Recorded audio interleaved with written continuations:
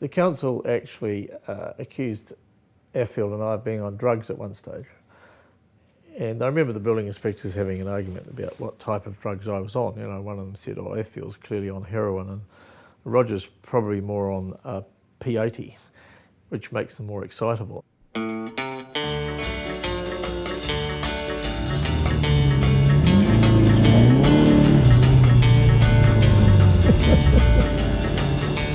Italians are interested in beauty and taste and sensation. So the cars they make tend to be less compromising, more performance oriented. They don't make cars that go from A to B particularly well. I bought the car 29 years ago when it was a bit like an Auckland house. It was affordable. This flare, without doubt, is second to none, you know, especially on small spaces. I reckon Roger's the guru at that. Absolutely, I don't know any other architect that can fit buildings on such small spaces. And That's probably why we have a lot of developer clients. There's sort of vaguely boat references, and Catherine was saying that she likes lighthouses. So there was sort of two images, the lighthouse connected to the boat, but in a very abstracted sort of way, the point. And of course the view was a wraparound view, so it's a wraparound house. He was bloody good to work with. Yeah, you were good to work with. I was fairly well down the pecking order as far as the priority list is concerned. You were doing the bloody supermarket and some apartments, and this was a bit of fun on the end. But that didn't matter, that was fine. Well, that's the creativity side of it, eh? Yeah. I mean, we architects yearn for opportunity to be creative. I often get typecast as an obsessive architect that has turrets and domes and round windows and sort of take it or leave it.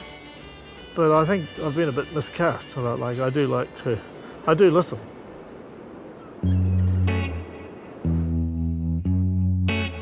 I used to get cold riding to school on my bicycle, so I pinched the element out of Mum's toaster and put layers of sellotape around the handlebars, and then wrapped the filament from the toaster around the handlebars, and then put another layer of sellotape because I didn't want to electrocute myself. Wired it up to the bicycle's generator, but I found I had to travel at about 120 miles an hour to get my hands slightly warm. Yeah, I think the neighbours regarded us as rebellious, us kids, when we were growing up, because it was mainly the go-karts and this hut, which got up to a peak of 4 stories. I really enjoyed the university period in Auckland, the people and the city. It was so much richer than Hamilton, where I was born. And then I only came to Wellington because there was no work in Auckland. Muldoon was the Minister of Finance, and there was a joke about him having taps on his desk that he would turn off whole industries. You know, I need to adjust the economy, so I'll turn off the building industry. So there was a whole lot of students, including myself, who graduated from Auckland and had no work. So I had done a holiday stint with Michael Fowler, and so I rang him and he said, you know, get your bum down here as soon as you can. I found it quite hard to find people that I could work with sort of happily, that didn't, you know, and Dell was one that, you know, we sort of synced. I think that's what Roger installed in me, was like an energy for architecture and working, and then being able to sort of put your pen down and go out and let your hair down, and then come back and have a glass of wine, yeah, and then come back and renewed energy and spend another 10 hours at something. So for 6 years we had a fantastic time just talking and learning about architecture. Roger was a fantastic storyteller, as you know, but also a fantastic architect who was a mentor, knowing how to challenge the council and resource consents and things like that. You really taught So did you learn from that experience? Yes, he taught me that really well. I used to ride over the hill on a trail bike to the site, you know, go from Outback across the town bell. That was always fun. One day I got back to the office and the police turned up And they've said, see what you've done up on the hill. I said, what have I done? Anyway, it was plumes of smoke coming out of the hill. And someone had took down the number plate of my bike and said it was that prick on the motorcycle, fucking set fire. It was in the middle of summer. Set fire to the hill. Oh shit, that's a bad one. But then I noticed the bike, it was a new trail bike and it had a US forestry approved spark arrestor on the back, so I said it can't have been my bike.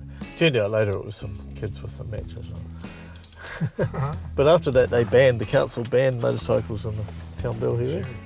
Yeah, so I was responsible for yet another rule change.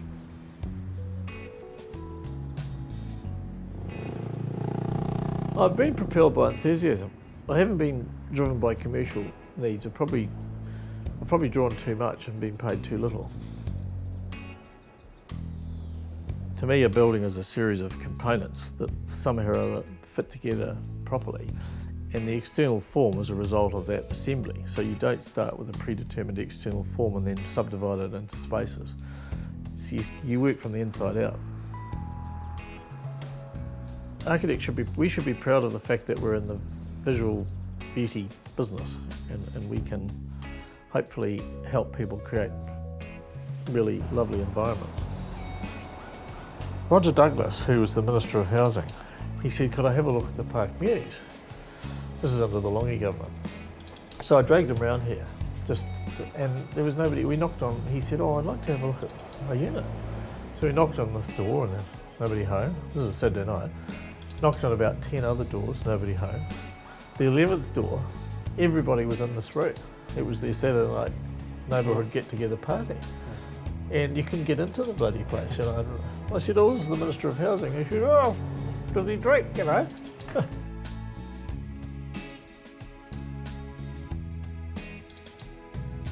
Anyway, we have worked with a lot of rogues and vagabonds over the years. But the funny thing is that, like, a good building is a result of a good plan and a good architect and a good situation. So it's a holistic mix of everything, the stars being aligned.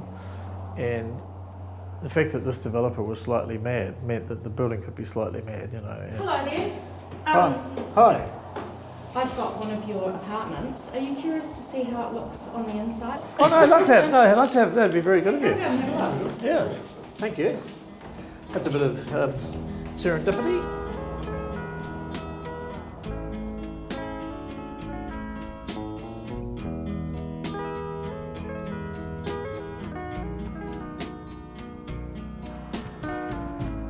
Socially, you can take him anywhere. Like, he'll always find someone to talk to about something, and until I met Roger, I had no idea how many people were absolutely obsessed with cars. And if we go out socially, he's more likely to be talking about cars to somebody than he is to be talking about architecture. Architecture's kind of a close second. He's very lucky. I do all his GST and PAYE and invoicing. We do that so we can travel together a lot. That's pretty much what we like to do. Yeah. We do go and look at a lot of architecture, and not necessarily the famous buildings. Roger likes to sniff out a lot of social housing. I do mind being dragged around car races, and I chose not to go on the southern Germany tour of car factories in our recent trip. Yeah. I went to Vienna instead. We were asked to do community housing. So it's all rental units, so it's owned by a trust. Nice little push. I hate that television program called The Block, because we're all supposed to be building more carefully and in a more considered way because of technical problems. And yet you have national television saying, you got this twit saying, you've got 5 minutes to finish your bathroom. Years ago we had a person, it was inevitable when you've done a few houses, we had a person who said, I've just bought one of your houses in Broadmeadows and it needs a freshen up, so can you give us the list of the colours that it was? And I said, look, I'm terribly sorry to have to tell you this, but it's not one of our houses. It's a lookalike. And anyway, this guy pulled out of the contract. It all got very, very hard, and eventually they negotiated a sale that was 8% lower than the original contract. And interestingly, I wrote to the Institute and I said, we've just got graphic evidence of the architect's fee, the validity of the architect's fee. I actually find it better working with architects because they do all the hard work, they do all the paperwork, which that's not my strong point. Roger will follow it right through, and I also deal with numerous architects and engineers. But I'd have to say that Roger's the most interesting out of all of them.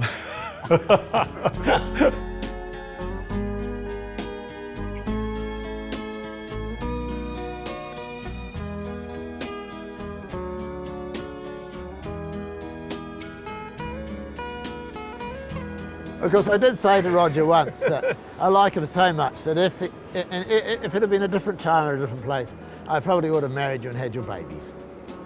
Yeah, I would have. Yeah. Oh, thank you. That's a good line for the Institute of Architects. Annual dinner. Inappropriate relationships with clients.